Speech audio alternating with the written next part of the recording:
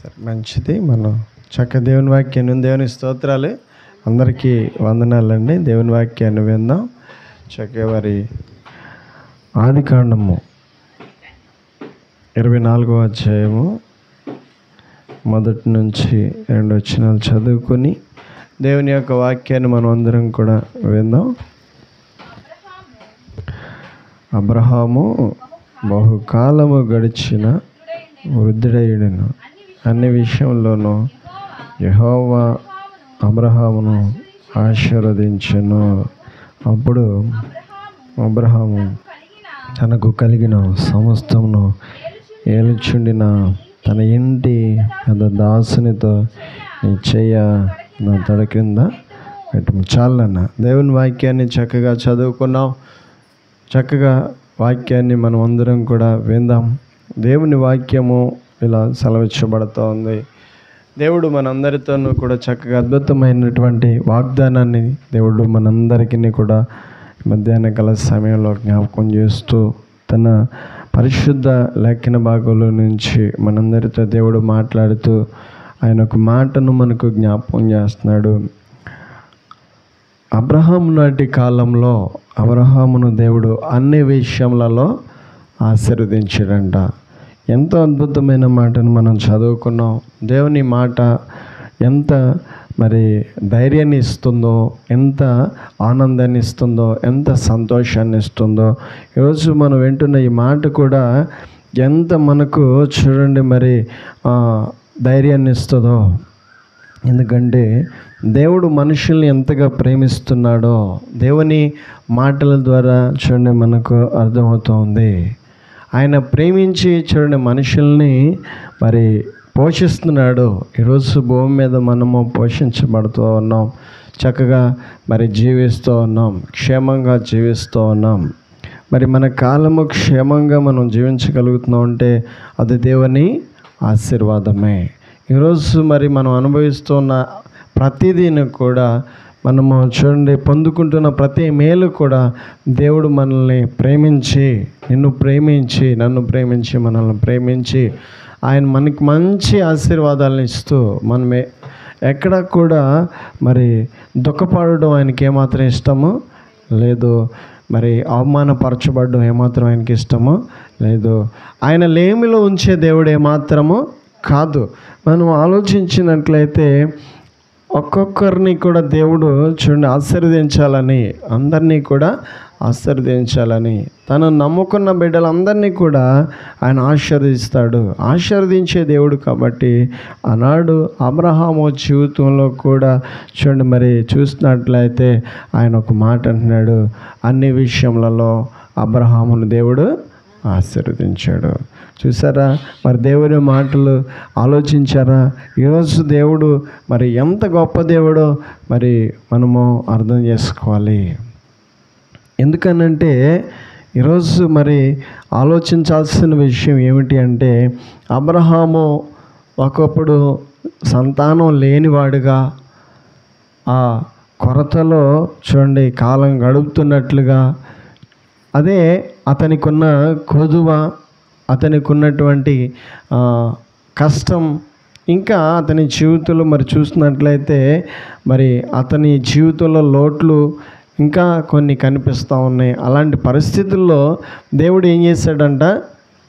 ఆశీర్వదించాడంట. మరి ఆశీర్వాదము చూడండి ఉన్నప్పుడు అబ్రహాం జీవితము ఎలా జీవించాడు, ఆశీర్వాదం లేనప్పుడు ఎలా జీవించాడు? 75 ఏళ్ల వరకు మరి దేవునికి వేరుగా జీవించి అతని జీవితం కనిపిస్తుంది బైబిల్లో. 75 సంవత్సరాల వయసులో దేవుని మాట విని, దేవుణ్ణి ప్రేమించి, దేవుని వెంబడించడం కనబడుతూ ఉంటుంది. అప్పటి జీవితము చాలా మరి ఆశీర్వాదకరమైనటువంటి జీవితంగా కనబడుతూ ఉంటుంది. అబ్రహాము చేసిన ప్రతి పని కూడా ఆశీర్వదింపబడింది. అబ్రహాము ఉన్నటువంటి ప్రదేశాలు కూడా ఆశీర్వదింపబడినాయి. అబ్రహామును దేవుడు ఆశీర్వదించినప్పుడు అబ్రహాము జీవితము ఎంత మరి సంతోషంగా జీవించాడో. ఈరోజు కుటుంబాలు సంతోషంగా ఉండాలంటే దేవుని ఆశీర్వాదము ఉండాలి. కుటుంబాల మీద ఎవరి ఆశీర్వాదం ఉండాలి? దేవుని ఆశీర్వాదం. ఈరోజు దేవుడు నిన్ను నన్ను ఆశీర్వదించాలంటే ఎలా ఉండాలి? నువ్వు దేవునికి చూడండి లోబడి ఉండాలి. నీ జీవితాన్ని దేవునికి సమర్పించుకొని ఉండాలి. ఈరోజు మనము మరి సంతోషంగా జీవించాలి, కలిసి జీవించాలి, ఐక్యతగా జీవించాలి. చూడండి, ఎప్పుడైతే మనలో ప్రేమ ఉంటుందో, ఎప్పుడైతే మనము చక్కగా మరి కలిసి జీవిస్తామో, ఎప్పుడైతే మనము ఓర్పుతో జీవిస్తామో, ఎప్పుడైతే దేవుని మాటకు విలువనిస్తామో, దేవుడు మనల్ని అప్పుడు ఆశీర్వదిస్తాడు. నిజంగా కోపంతోనూ, ద్వేషంతోనూ, అసూయతోనూ, పగతోనూ చూడండి మన జీవితాలను జీవించాలనుకుంటే అక్కడ దేవుని ఆశీర్వాదం ఉండదు. ఎప్పుడైతే మనల్ని మనం తగ్గించుకుని, అబ్రహాము చూడండి దేవుని మాటను చాలా గౌరవించాడు. ఆ దినాల్లో మనం చూసినట్లయితే అబ్రహామును దేవుడు పిలిచాడు. అబ్రహామా, నిన్ను దీవించేవారు నేను దీవిస్తాను, నిన్ను శపించేవారు నేను శపిస్తాననే ఒక మాట మనం చదువుకుంటాం ఆదికాండం 12వ అధ్యాయంలో. ఆ మాటకు అబ్రహాము విలువనిచ్చాడు. ఈరోజు మనం కూడా మరి దేవుని మాటలు వింటున్నాం. దేవుడు మనతో ప్రతిసారి మాట్లాడుతూ ఉన్నాడు.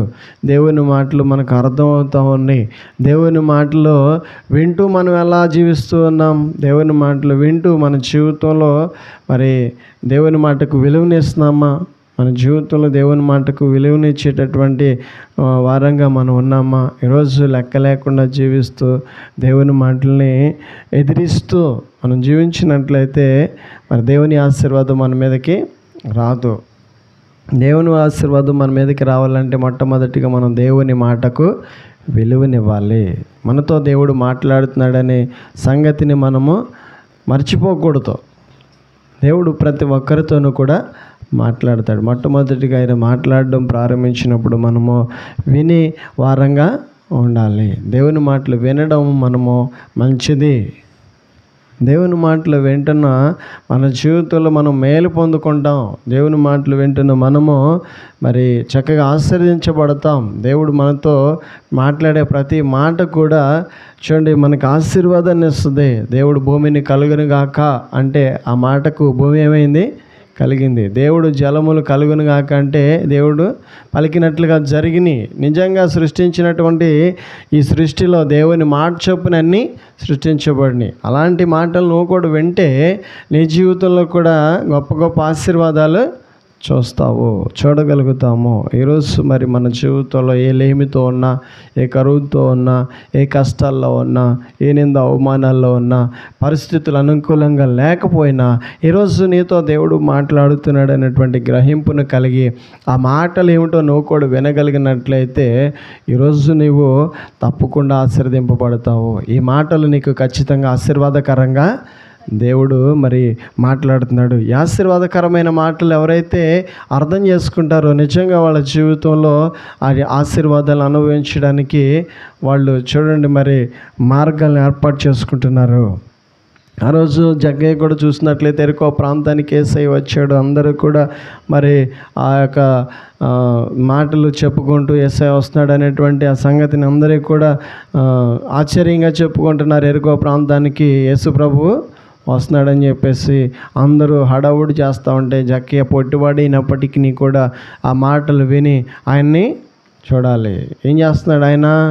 ఆయన చూడాలని ఆశపడుతున్నాడు. ఈరోజు నీవు నేను మనం అందరం కూడా ఆశీర్వదింపబడాలంటే ఆయన్ని కలుసుకోవాలి, ఆయన గురించి వినాలి. ఆయన గురించి నువ్వు వినగలిగినట్లయితే మరి తెలుసుకోగలిగినట్లయితే నువ్వు ఆశపడినట్లయితే ఖచ్చితంగా నువ్వు ఆశీర్వాదాన్ని చూస్తావు. దేవుడు ఎలా ఆశీర్వదించాడంటే అబ్రహాముని అన్ని విషయాల్లో ఆశీర్వదించాడంట. నిజంగా మరి బైబిల్లో మనం చూసినట్లయితే అబ్రహాముకి చూడండి వయసు పెద్దదైపోయింది. 75 ఏళ్ల వయసులో మాట ఇచ్చాడు కానీ దేవుడు అప్పుడు సంతానం ఆ సంవత్సరంలో కలగలేదు. నిజంగా ఆ సంవత్సరంలో కలగకపోయినా విచారపడలేదు. మరి దేవుని యొక్క వాగ్దానాన్ని అతడు చూడండి నిర్లక్ష్యం చేయలేదు. ఈరోజు దేవుడు మనతో మాట్లాడినప్పుడు మనము ఆ మాటలన్నిటిని కూడా హృదయంలో భద్రంగా చేసుకుని దేవుడు నాతో మాట్లాడాడు, ఒక రోజున దేవుని సేవకుని ద్వారా నాతో మాట్లాడాడు, నా జీవితాన్ని నన్ను చూసి నా మీద కనికరపడి దేవుడు నాతో మాట్లాడాడు అని నువ్వు ఆ వాగ్దానాలను దాచుకొని దేవుని మాటల మీద నమ్మకం ఉంచి ఆశపడినట్లయితే ఆ రోజు 75 సంవత్సరాల వయసులో మాట్లాడినటువంటి దేవుడు చూడండి అతని వృద్ధాప్యంలో అతనికి దేవుడు సంతానాన్ని ఇచ్చాడు. స్తోత్రాలు చెల్లిద్దాం ఒకసారి. హల్లెలూయా. ఈరోజు నువ్వు కూడా గుర్తుపెట్టుకుంటావు, దేవుని వాక్యాన్ని గుర్తుపెట్టుకోవాలి. దేవుడు మనతో మాట్లాడినటువంటి ప్రతి మాట కూడా నెరవేరుతుంది. ఇవి వట్టి మాటలు కాదు, ఈ మాటలు నెరవేరే మాటలు. ఈ మాటలు చూడండి, మనం ఎప్పుడైతే నమ్మిక ఉంచాలి, నమ్మితే ఏం చేస్తాం? నమ్మిన వాళ్ళు కార్యాలు చూస్తారండి, నమ్మకపోతే చూడలేం కదా. దేవుని వాక్యం సెలవిస్తుంది, నమ్మటం వల్ల అయితే సమస్తం నీకు సాధ్యమే. నమ్మటం ఏమవ్వాలి? మన వల్ల అవ్వాలి. ఈరోజు మనం ఎంత విడిచిపెట్టబడినా, ఎంత చెదిరిపోయిన జీవితమైనా, ఎంత చెదరగొట్టబడిన జీవితమైనా, ఈరోజు దేవుడు మనల్ని ప్రేమించి మనందరితో దేవుడు మాట్లాడుతూ ఉన్నాడు. మరొక అవకాశాన్ని దేవుడు మనకి ఇస్తూ ఆయన ఏమంటున్నాడో తెలుసా? అబ్రహాము జీవితం కూడా ఒక రోజున ఎంత చూడండి మరి పరిస్థితులు ఎంతగా అతనికి దిగజారిపోయినట్లు ఉన్నాయంటే, 75 ఏళ్ల వయసు వచ్చేదాకా కూడా అతనికి సహోదరులకి సంతానం కలిగింది, కానీ ఆయనకి సంతానము కలగలేదు. అది ఎంత ఆనందమో విచారమా? అది చాలా విచారం. అందరికీ సంతోషం ఉంది, కానీ ఆయనకి మాత్రము సంతోషం లేదు. అందరూ కూడా చక్కగా పచ్చగా ఉన్నారు, కానీ ఆయన జీవితము పచ్చగా లేదు. మరి అటువంటి పరిస్థితుల్లో మరి స్వరం విన్నాడు, ఆ వాక్కును విన్నాడు, నిజంగా ఆ వాక్కును నమ్మాడు. విన్న తర్వాత అతనికి నమ్మకం కలిగింది. ఈరోజు నువ్వు కూడా వింటున్న ఈ వాక్యము నమ్మగలిగినట్లయితే నేడు నువ్వు కూడా ఆశీర్వదింపబడతావు. నిన్ను కూడా దేవుడు ఆశీర్వదిస్తాడు. నిన్ను ఆశీర్వదించేటటువంటి దేవుడు నీతో మాట్లాడుతున్నాడు అని గ్రహించగలిగితే ఎంత మంచిది. నీ జీవితాన్ని మార్చుకుని ఆయన వైపు నువ్వు అడుగులు వేస్తే అంత మంచిది. అబ్రహాం ఆ రోజు అన్నీ విడిచిపెట్టేశాడు, ఆ ప్రాంతాలని, ఆ యొక్క అలవాట్లన్నిటిని కూడా విడిచిపెట్టేశాడు. ఆ వాతావరణాన్ని విడిచిపెట్టేయడమే అతనికి మంచిదైంది. నిజంగా మరి మనం కూడా వాక్యాన్ని వినడం అంటే, ఆ వాక్యాన్ని విన్న తర్వాత మన జీవితాన్ని చక్కగా సరి చేసుకోవడం అంటే మరి మనకి చాలామందికి ఇష్టం లేదు. వాక్యాన్ని అయితే వింటాం, కానీ మనకున్నటువంటి అలవాట్లను దేవుడు విడిచిపెట్టేయమంటే మనం ఏం చేయం? ఇష్టపడం. మనకున్నటువంటి అలవాటు ఏంటంటే అన్నీ కావాలి మనకి, అన్నిటితోనూ కూడా మనము సంబంధం కలిగి ఉంటే దేవుని ఆశీర్వాదం మన మీదకి రాదండి. ఆనాడు అబ్రహాము కొన్నిటిని విడిచిపెట్టేశాడు. దేవుడు ఏదైతే మరి విడిచిపెట్టమని చెప్పాడో దాన్ని అంతటినీ కూడా, అది విలువైందైనా సరే, అది ఎంత గొప్పదైనా సరే, దాన్ని ఏం చేశాడు? విడిచిపెట్టేశాడు. మరి ఈరోజు విడిచిపెట్టండి అని దేవుని వాక్యం నీతో సెలవిచ్చినప్పుడు నీవు కూడా దాన్ని అర్థం చేసుకోగలిగి, దేవుడు నా మేలు కోసమే వీటిని విడిచిపెట్టమంటున్నాడు, ఇవి నన్ను నష్టపరుస్తున్నాయి, వీటి వల్ల నేను ఆశీర్వాదానికి దూరం అవుతున్నాను అని గ్రహించగలుగుతున్నారు. ఎంతమంది గ్రహించగలుగుతున్నారు? కొన్ని మన జీవితానికి ఆశీర్వాదం రాకుండా చేస్తున్నాయి, నష్టపరుస్తున్నాయి. అనుకున్న పరిస్థితులన్నిటిని కూడా మరి తారుమారు చేస్తున్నాయి అని దేవుడు మనతో మాట్లాడుతూ తన వాక్యాన్ని మనకి అందిస్తూ తన సేవకుల ద్వారా మనతో దేవుడు మాట్లాడుతూ ఉన్నప్పుడు మనము ఇష్టపడం. వేటిని ఇష్టపడమంటే విడిచిపెట్టడానికి ఇష్టపడం. అయ్యా తర్షీషు వెళ్ళొద్దు, నినేవే వెళ్ళంటే ఎందుకు వెళ్తాడండి? వెళ్తాడా? ఇష్టపడట్లా. నినేవే వెళ్ళడానికి ఇష్టపడట్లా. ఆ ప్రాంతాలకు వెళ్ళడం కంటే తర్షీషు వెళ్ళాలనుకుంటున్నాడు. ఈరోజు నువ్వు కూడా వ్యతిరేకంగా ఆలోచిస్తే, ఇంకా దేవుని వాక్యాన్ని వింటూ కూడా దేవుడు నీతో మాట్లాడుతున్నా అప్పటికి కూడా నీవు నీ నిర్ణయాలు మార్చుకోకపోతే చూడండి మరి కష్టాలే వస్తాయి. యోనాకి ఏమొచ్చినాయి? కష్టాలు వచ్చినాయి. నిజంగా అతడు తలంచలేదు, ఊహించలేదు, సముద్రంలో పడిపోయాడు. ఎక్కడ పడిపోయాడు? ఎక్కడికి వెళ్ళాలనుకున్నాడు ఆయన? తర్షీషు. ఎక్కడికి వెళ్ళాలనుకుంటున్నావు? నువ్వు ఎక్కడికి వెళ్ళాలనుకుంటున్నావు? వెళ్ళలేవు. నువ్వు ఏది చేయాలనుకుంటున్నావు అది చేయలేవు. దేవుడు నీతో మాట్లాడుతున్న దాన్ని నువ్వు ఆలోచించు. ఒక్క మాటను నువ్వు చూడండి మరి నిర్లక్ష్యం చేయడం వల్ల ఎంత నష్టమో. దేవుడు ఒకే ఒక్క మాట చెప్పాడు, నినేవే వెళ్ళు. ఆ ఒక్క మాటని ఏం చేశాడు? నిర్లక్ష్యము చేస్తాడు. దేవుడు మనల్ని ప్రేమిస్తాడండి. మొట్టమొదటిగా ప్రేమించి మనందరికీ కూడా క్షేమాన్ని ఇవ్వాలి.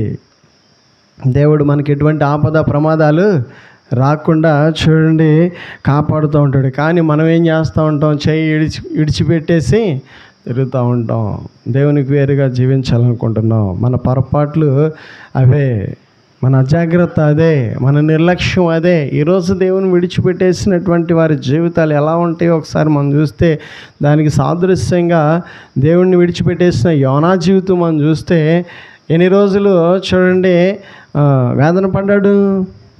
3 రోజులు. ఎన్ని రోజులు? ఎన్ని కష్టాలు? 3 రోజులు ఎన్ని కష్టాలు పడ్డాడు? ఎంత కష్టాలు అతడు ఎదుర్కోవాల్సిన పరిస్థితులు వచ్చినాయి. ఒక్క మాటలా, ఏమాట? ఒక్క మాటలా. నువ్వు కూడా నేను కూడా ఈరోజు దేవుని మాట అంటే నిర్లక్ష్యము చేయకూడదు. దేవుడు నిన్ను ప్రేమించాడు, అబ్రహాముని ప్రేమించాడు. అబ్రహాం దేవుని మాటలను విన్నాడు. అబ్రహాముని గురించి చదివినప్పుడు నాకు ఆశ్చర్యం అనిపించింది, నాకెంతో ఆనందం అనిపించింది, నాకెంతో సంతోషం అనిపించింది. ప్రతిరోజు ఈ మాట నన్ను చూడండి మరి ఆనందపరుస్తుంది. ఎందుకని ఆనందపరుస్తుంది అంటే, దేవుడిని అంటే అబ్రహాముని అన్ని విషయాల్లో ఆశీర్వదించాడండి. ఎన్ని విషయాల్లో? అన్ని విషయాల్లో. వృద్ధాప్యం వచ్చింది అప్పటికి, అబ్రహాంకి ఏమొచ్చింది? వృద్ధాప్యం వచ్చేసింది. కానీ దేవుడు ఏం చేస్తున్నాడు? ఆశీర్వదిస్తున్నాడు. మరి నీకు కావాలా ఆ జీవితము? నీ కుటుంబం అలాంటి ఆశీర్వాదాలు అనుభవించాలని కోరుకుంటున్నావు? అటువంటి క్షేమాన్ని చూడాలని అనుకుంటున్నావా? అలాగైనట్లయితే దేవుని మాట ఎంత విలువైందో నువ్వు నీ జీవితంలో తెలుసుకోవాలి. ముందు దేవుని మాట ఎంత విలువైందో మనం తెలుసుకోగలిగినట్లయితే మరి దేవుని మాటలు మనకి ఎంత ఆశీర్వాదాన్ని ఇస్తాయో. ఈరోజు మనం చూస్తే మరి నిలబెట్టేది దేవుని మాటే. మనం పడిపోవాలంటే మనం సొంత ఆలోచన చేస్తే ఏమవుతాం? పడిపోతాం. వ్యతిరేకత మనుషుల్లో చూడండి, వ్యతిరేకమైన ఆలోచనలు, వ్యతిరేకమైన కోరికలు, వ్యతిరేకమైనటువంటి జీవితాన్ని జీవించాలని మరి తపన, నిజంగా మరి ఇటువంటి ఆలోచనలన్నీ కూడా, ఇటువంటి నిర్ణయాలన్నీ కూడా, ఇటువంటి కోరికలన్నీ కూడా మనుషుల్ని ఏం చేస్తున్నాయి అంటే దిగజారిపోయే పరిస్థితుల్లోనికి తీసుకెళ్తున్నాయి, మరణాపదల్లోనికి తీసుకువెళ్తున్నాయి, అంటే నష్టపరుస్తున్నాయి. ఈరోజు దేవుడు, అదే దేవుడు మనతో మాట్లాడుతున్నాడు. నువ్వు నష్టపోకూడదు, నువ్వు కోల్పోకూడదు, నువ్వేది కూడా నష్టపోవడం దేవునికి ఏమాత్రం ఇష్టమో లేదు. నువ్వు ఆశీర్వదింపబడాలి, నీకు మంచి పేరునివ్వాలి, దేవుడు నిన్ను మంచి స్థితిలో ఉంచాలి అని అనుకుంటున్నాడు. ఈరోజు నువ్వు వినగలిగినట్లయితే నీ పట్ల ఆయనకున్నటువంటి ఉద్దేశము ఉన్నతమైనది. ఉన్నతమైన ఉద్దేశాలు మరి దేవుడు కలిగి, నీ పట్ల దేవుడు ఉన్నతమైన ఆలోచన కలిగి దేవుడు నీతో మాట్లాడుతున్నాడు అని నువ్వు గ్రహించగలిగినట్లయితే ఎంత మంచిది. దేవుడు మనందరితో కూడా మాట్లాడతాడని మనం అనుకుంటాం. దేవుడు ఎలా మాట్లాడతాడో మనం ఒకసారి పరిశీలించినట్లయితే వాక్యం ద్వారా మాట్లాడతాడు. ఎలా మాట్లాడతాడు? నాతో మాట్లాడయ్యా అని మనం ఎన్నిసార్లు ప్రార్థన చేస్తామా చేయవా? ఏమని ప్రార్థన చేస్తాం? నాతో దేవుడు ఎలా మాట్లాడతాడు? వాక్యము ద్వారా మాట్లాడతాడు. ఇప్పుడు దేవుడు మనతో మాట్లాడేటటువంటి సమయం ఇదే. ఈ మాట్లాడేటటువంటి సమయంలో మనం కూడా చక్కగా మరి దారిలోకి వస్తే, ఆయన మాటలు అర్థం చేసుకుంటే, ఆయన మాటలు విలువైనవిగా మనము గ్రహిస్తే, ఈరోజు మరి మాటలు నీ కొరకే దేవుడు మాట్లాడుతున్నాడు అనేటువంటి విషయాలు నీకు అర్థమైతే, మంచి నేలలు పడినటువంటి విత్తనాలు ఏమవుతాయి? ఫలిస్తాయి. ఎలా ఫలిస్తాయి? 30 దంతులుగా, 60 దంతులుగా, 100 దంతులుగా ఫలిస్తాయి. స్తోత్రాలు చెల్లిద్దాం ఒకసారి. మరి నీ జీవితం కూడా ఏమవుతుంది? ఫలిస్తుందండి. 30 దంతులుగా, 60 దంతులుగా, 100 దంతులుగా అని దేవుడు ఎలా చూడండి రెట్టింపైన ఆశీర్వాదాలు ఎలా చూడండి మరి మన జీవితానికి పంపిస్తాడో ఈ వాక్యం ద్వారా మనకు అర్థమవుతుంది. ఈరోజు నువ్వు ఆశీర్వదింపబడతావో, వింటున్నటువంటి మాటలన్నీ కూడా నీ మేలు కోసమే, నీ క్షేమం కోసమే, నీ కుటుంబ క్షేమం కోసమే, నీ అభివృద్ధి కోసమే, నీ పరిస్థితులు మార్చడం కోసమే. ఈరోజు దేవుని యొక్క ఉద్దేశాలు ఉన్నతమైనవి. అబ్రహాం కూడా ఏమీ ధనవంతుడిగా మరి దేవుని దగ్గరికి రాలేదండి. ఆయన మరి ఒంటరిగా వచ్చేసాడు, దేవుని మాటకు విలువనిచ్చి వచ్చేసాడు. ఈరోజు నువ్వు కూడా విడిచిపెట్టాల్సినవేవో దేవునికి నచ్చనివేవో నువ్వు చేస్తున్న ఇవి ఏవో ఎలాంటి ప్రదేశాల్లో ఉన్నావో, ఎలాంటి అలవాట్లు కలిగి ఉన్నావో, ఎలాంటి జీవితాన్ని జీవిస్తున్నావో ఒక్కసారి నువ్వు పరిశీలన చేసుకుని ఆ జీవితం దేవునికి ఇష్టమో కాదో మరి నీవు ఒకసారి పరిశీలన చేసుకుని పరీక్ష చేసుకుని దేవునికి నువ్వు సమర్పించుకోగలిగినట్లయితే ఆయన నిన్ను మరి దీవించడానికే నీతో మాట్లాడుతున్నాడు, నిన్ను ఆశీర్వదించడానికి నీతో మాట్లాడుతున్నాడు. ఆశీర్వాదం అంటే ఎలా వస్తుంది? ఆశీర్వాదం ఎలా వస్తుందండి మనకి? దేవుని మాట యొక్క విలువ మనకు తెలిసినప్పుడు ఆశీర్వాదం వస్తుంది. దేవుని మాట విలువనివ్వకపోతే ఆశీర్వాదం ఎవరికి కూడా రాదండి. ఆశీర్వాదం అంటే ఆశీర్వాదం వస్తుంది. లోతు భార్య కూడా దేవుని మాటలు విందకాని ఏం చేయలేదు, ఆ యొక్క మాటల విలువ, ఆ మాటలు విలువగా తను అనుకోవట్లేదు. దేవుడు చెప్పాడు సొదొమ గొమొర్ర పట్టణాలని నేను నాశనము చేయబోతున్నానని. ఆ మాట ఆవిడికి తెలుసు, దేవుడు నాశనము చేయబోతున్నాడు అనేటువంటి మాట తెలుసు. కానీ ఆ మాటల్ని విలువగా ఆమె చూడలేదు. ఏం చేసింది? వెనక్కి తిరిగి చూసింది. నిజంగా ఆమె జీవితంలో తప్పించుకోవాలి, కానీ ఏమైంది? ఉప్పు స్తంభమైంది. ఈరోజు నిర్లక్ష్యం మంచిది కాదు. దేవుని మాటలను ఎలా వినకూడదు? నిర్లక్ష్యంగా వినకూడదు, శ్రద్ధతో వినాలి. ఈరోజు దేవుడు నీతో మాట్లాడుతున్న ప్రతి మాట కూడా గొప్ప మాట, నీకు అభివృద్ధినిచ్చే మాట, నిన్ను మంచి స్థితిలోనికి నడిపించడానికి దేవుడు ఉన్నతమైన ఆలోచనలతో దేవుడు నీతో మాట్లాడుతున్నాడు. విడిచిపెట్టాల్సింది ఏం చేయాలి? విడిచిపెట్టాలి. దేవునికి నచ్చని వాటిని అన్నిటిని కూడా అవి ఎంత విలువైనవైనా ఏం చేయాలి? విడిచిపెట్టాలి. నిజంగా మరి ప్రాంతాలను విడిచిపెట్టడం నిజంగా సాధ్యం అవుతుందా? ఆదివారం చుట్టాలు వచ్చారనుకోండి, ఏం చేస్తాం? ఆదివారం అక్కడికి ఫంక్షన్కి వెళ్ళాలి, ఏం చేస్తాం? విడిచిపెట్టేస్తాం. అబ్రహాం ఏం చేశాడు? నువ్వు ఆశీర్వదింపబడాలంటే నిజంగా అందరిని విడిచిపెట్టమని, నేను అందరిని మర్చిపోమని అవి చెప్పట్లేదండి. దేవుని ఆరాధించిన తర్వాత వెళ్ళండి, ఇంకా మీకు సమయం ఉంది, వెళ్ళవచ్చు. వెళ్ళడానికి ఇంకా సమయం ఉన్నప్పటికీ కూడా ఏం చేస్తాం? మనం మందిరానికి నిర్లక్ష్యం చేస్తాం, ఆరాధనకి నిర్లక్ష్యం చేస్తాం. మరి నిర్లక్ష్యం చేసి ఆశీర్వాదం ఎలా వస్తుంది? ఆశీర్వాదం రాదు. ఒక సేవకుడు చెప్పాడు, ఆయన చూడండి మరి ఉద్యోగానికి వెళ్ళాలంట, ఉద్యోగానికి మరి మొత్తానికి ఎగ్జామ్కు వెళ్ళాలి. అది పొద్దున్న చూడండి బయలుదేరితేనే కానీ ఆయన ఆ టయానికి వెళ్ళగలుగుతాడంట. అదే ఆదివారం అంట. అప్పుడు కోరుకున్నాడంట పాస్టర్ గారి దగ్గర, అయ్యా మరి నేను కోరుకోవాలనుకుంటున్నాను. ఏంటయ్యా అంటే, నా కోసం మీరు పొద్దున్నే మందిరము పెట్టాలి, ఎలాగైనా దేవుణ్ణి నేను ఆరాధించాలి, నేను ఇలా పని మీద వెళ్ళాల్సి వస్తుంది, ఈ వెళ్ళే ముందు దేవుణ్ణి ఆరాధించి వెళతానని చెప్పేసి కోరుకుంటే, నువ్వు రావాలి కానీ నేను ముందే సిద్ధంగా ఉంటానని స్తోత్రాలు చెల్లిద్దాం. ఉండాలి మనకు ఆ మనసు ఉండాలి. ఎప్పుడైనా సరే దేవుని మందిరం విషయంలో వెళదాంలే, ఈ వారం వెళ్ళకపోతే ఏమైందని చెప్పేసి ఎప్పుడు కూడా మనం అనుకోకూడదు. దేవుణ్ణి ఆరాధించిన తర్వాతే మనం వెళితే అది మనకు క్షేమం. దేవుడు అంట అన్ని విషయాలు ఏం చేశాడు? ఆశీర్వదించాడంట. అన్ని విషయాల్లో అంటే శత్రువులు అతని జీవితంలో మరి ఎదురయ్యారు, మరి ప్రాంతాల్లో వ్యతిరేకత వచ్చింది, అనేక మంది అతనికి వ్యతిరేకంగా మారారు, కానీ ఎవ్వరు కూడా ఆయన జయించలేకపోయారు. ఎందుకని? అది దేవుని ఆశీర్వాదం. ఆశీర్వాదం అంటే కాపుదల ఉంటుంది, ఆశీర్వాదం అంటే ఆయుష్కాలం ఉంటుంది, ఆశీర్వాదం అంటే ఆహారం ఉంటుంది, ఆశీర్వాదం అంటే మంచి సంపద ఉంటుంది, ఆశీర్వాదం అంటే మంచి ఆస్తి ఉంటుంది. ఆశీర్వాదం అంటే ఉన్నతంగా దేవుని సన్నిధిలో చూడండి మరి దేవుడు ఉన్నతమైన స్థితిలో మనల్ని ఉంచుతాడు. ఆశీర్వాదం అంటే అలా ఉంటుందండి. ఆశీర్వాదాన్ని మనము చూడండి అనుకుంటాం, దేవుడా నన్ను ఆశీర్వదించు, దేవుడు నిన్ను ఆశీర్వదించాలని అడిగితే ఆశీర్వాదము చూడండి వచ్చేస్తుందా? నీ ప్రవర్తన మరి, నీ జీవితము మరి, నువ్వు దేవుని కోసం ఏం చేస్తున్నావు, అసలు దేవుడిని నమ్ముకున్న తర్వాత నీ జీవితంలో నువ్వు ఎలా జీవిస్తున్నావు, వాక్యాన్ని నీ జీవితంలో నువ్వు ఎలా విలువగా మరి అర్థం చేసుకుంటున్నావు. వాక్యాన్ని అర్థం చేసుకోగలిగినట్లయితే చక్కగా మరి పిల్లల్ని మన స్కూల్కి పంపించిన తర్వాత పిల్లలకి అక్కడ ఉన్నటువంటి ఉపాధ్యాయులు చక్కగా బోధిస్తూ ఉంటారు. తల్లిదండ్రుల్ని, అలాగే పెద్దల్ని, అలాగే గురువుల్ని ఎలా పిలవాలని వాళ్ళు నేర్పిస్తారు. నిజంగా వాళ్ళు వచ్చి ఏం చేస్తారు ఇంటి దగ్గర? అలాగే మాట్లాడతారు.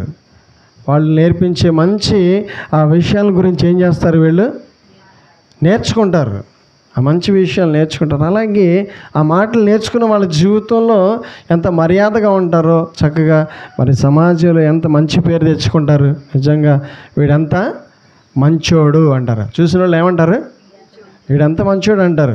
ఎవరు నేర్పిస్తున్నారు? వాళ్ళకి గురువులు నేర్పిస్తున్నారు. అలాగే మందిరానికి వచ్చిన మనం కూడా ఏం చేయాలి? మంచిగా కనిపించాలి. మంచి విషయాల గురించి మనం వింటున్నాం, మంచి విషయాల గురించి దేవుడు మనతో మాట్లాడుతున్నాడు. సమాజంలో చక్కగా మరి మనం జీవించేటటువంటి ప్రదేశాల్లో, ప్రాంతాల్లో మనం చక్కగా జీవించినప్పుడు మరి ఆ కనిపించే ప్రవర్తనను బట్టి దేవుడు మెచ్చుకొని ఏం చేస్తాడు? మనల్ని ఆశీర్వదిస్తాడు. స్కూల్లోకి వెళ్ళేటటువంటి పిల్లల్ని మనం మెచ్చుకోవట్లేదా? ఎలా మెచ్చుకుంటున్నాం? వీడు ఎంత మౌనంగా ఉంటున్నాడో, ఎంత అల్లరి చేసేవాడో. ఎప్పుడు? ఏళ్ళ క్రితం. వెళ్ళిన తర్వాత ఏమొచ్చింది? వీడికి ఎంత మౌనం వచ్చిందో, ఎంత మార్పు వచ్చిందో, ఎంత బుద్ధిమంతుడిలాగా ఉంటున్నాడో. పలకరిస్తేనే పలుకుతాడు. ఇదివరకు గిల్లేవాడు, గిచ్చేవాడు, ఎంత అల్లరి చేసేవాడు. అలాంటి ఆ ప్రవర్తన అంతా కూడా ఏమొచ్చింది? ఇప్పుడు మార్పు వచ్చింది. మనలో దేవుని ఎరక్క ముందు ఉన్నటువంటి అలవాట్లు దేవుని ఎరిగిన తర్వాత ఏమవ్వాలి? మారాలి. అలా మారినప్పుడు ఏమొస్తుంది? ఆశీర్వాదం వస్తుంది. మనం మారకుండా ఆశీర్వాదం రాదు. చూడండి, ఒకటి విడిచిపెడితేనే ఒకటి వస్తుంది. అల్లరిదాన్ని విడిచిపెడితే చదువు వస్తుంది. వ్యర్థమైన జీవితాన్ని విడిచిపెడితే ఆశీర్వాదం వస్తుంది. అర్థమవుతుందా? ఈరోజు మరి మనకి ఆశీర్వాదం కావాలంటే మరి దేవుడు నీ జీవితంలో మరి ఏది విడిచిపెట్టమంటున్నాడో, ఏది వ్యర్థమైందో, దేని మూలంగా నువ్వు నష్టపోతున్నావో దాని గురించే దేవుడు నీతో మాట్లాడుతున్నాడు.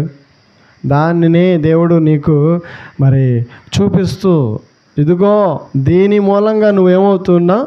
నష్టపోతున్నావు. తర్షీషు వెళ్తున్నాడు, నష్టపోయాడు. ఎక్కడికి వెళ్తున్నాడు? తర్షీషు వెళ్తున్నాడు, నష్టపోయాడు. మరి ఏది నీకు మరి ఆశీర్వాదమో దేవుడు చూపిస్తూ, దేని మూలంగా నీవు నష్టపోతున్నావు, నీ కుటుంబం నష్టపోతుంది, నీ జీవితంలో వెనకబడిపోతున్నావు, అభివృద్ధి అంతా కోల్పోతూ ఉన్నావు, ఎదుగుదల లేకుండా ఉంటున్నావు, దేని మూలంగానైతే నువ్వు జయించలేకపోతున్నావు, దానినే దేవుడు నీకు జ్ఞాపకం చేస్తూ దాన్ని విడిచిపెట్టేయమంటే ఊరకనే పని అయిపోద్దా? ఊరకనే మనసు ఒప్పుకుంటుందా? ఆ వ్యర్థమైనవి తాగొద్దంటే తాగాల్సిందే, ఆ వ్యర్థమైనవి తినకూడదంటే తినాల్సిందే, వ్యర్థమైనవి మాట్లాడొద్దంటే వ్యర్థమైన సహవాసాలు వద్దంటే చేయాల్సిందే, వ్యర్థమైనవి తిరగొద్దంటే తిరగాల్సిందే. తిరిగి ఇలా చేస్తూ ఇలా మన జీవితాన్ని పాడు చేసుకుని దేవుడు తన పోలికలో మనుషులు చేసినప్పుడు అలా ఉంటే ఆశీర్వాదం వస్తుంది. కానీ మరి మనకిచ్చిన విలువైన జీవితాన్ని పాడు చేసుకుని నాశనం చేసుకుని, నన్ను ఆశీర్వదించు ప్రభువా అని ఆదివారం వచ్చేసి ఆశీర్వాదం అంటే ఎలా వస్తుంది? చేసే కార్యాలన్నీ కూడా ఏమవ్వాలి? మారాలి. మన బ్రతుకు మారాలి. దేవుణ్ణి ఎరిగినటువంటి మన జీవితము ప్రత్యేకంగా మనము జీవించాలి. ప్రత్యేకంగా జీవించిన వాళ్ళు ఏమవుతూ ఉంటారంటే ఆశీర్వదింపబడతారు. అన్ని విషయాల్లో చెప్పండి, ఎన్ని విషయాల్లో? నువ్వు అన్ని విషయాల్లో ఆశీర్వదింపబడతావు. ఆశీర్వాదానికి ముందుగా మనం మన జీవితాన్ని ఏం చేసుకోవాలి? మార్చుకోవాలి. వంట తయారు చేయడానికి ముందు పాత్రలు ఏం చేసుకుంటాం? శుభ్రంగా కడుక్కుంటాం. ఆశీర్వాదానికి ముందు కూడా మనల్ని మనం ఏం చేసుకోవాలి? శుభ్రం చేసుకోవాలి. అలా శుభ్రం చేసుకుంటాను ప్రభువా, నాకు అర్థమైంది, ఈరోజు నేను మరి నన్ను శుభ్రము చేసుకుంటాను అన్నవాళ్ళు మోకరించినట్లయితే, తలలోంచినట్లయితే ప్రార్థన చేసుకుందాం. మహాపరిశుద్ధుడా, ప్రేమ కలిగిన మా తండ్రి, ఇంతవరకును మీరు అందించినటువంటి సందేశాన్ని బట్టి నాయన మాకు ఆశీర్వాదాన్ని దయచేయండి. ఆశీర్వాదానికి వారసులుగా మమ్మల్ని చేయండి. ఈ వాక్యాన్ని వింటున్న ప్రతి ఒక్కరిని ఇదిగో తండ్రి, ఈ ఛానల్ ద్వారా ఎంతమంది అయితే ఎంతమంది కుటుంబాలను ఈ వాక్యాన్ని వింటున్నారో అంతమందికి నీ కూడా అన్ని విషయాల్లో నీ ఆశీర్వాదాన్ని అబ్రహామును ఆశీర్వదించినట్లుగా ఆయా ప్రతి ఒక్కరిని దుఃఖంలోంచి, శ్రమల్లోంచి, ఒత్తిళ్లలో నుంచి, ఇదిగో తండ్రి లేమిలో నుంచి, పేదరికంలోంచి, దరిద్రతలో నుంచి విడిపించి నీ ఆశీర్వాదాన్ని ఆయా బిడ్డల మీదకి ఆసక్తిగా ఎంతవరకు వాక్యాన్ని విన్న బిడ్డలందరినీ కూడా ఆయా అన్ని విషయంలో ఆశీర్వదించి మీరు మహిమ పొందమని యేసు నామములో ప్రార్థిస్తున్న తండ్రి, ఆమేన్.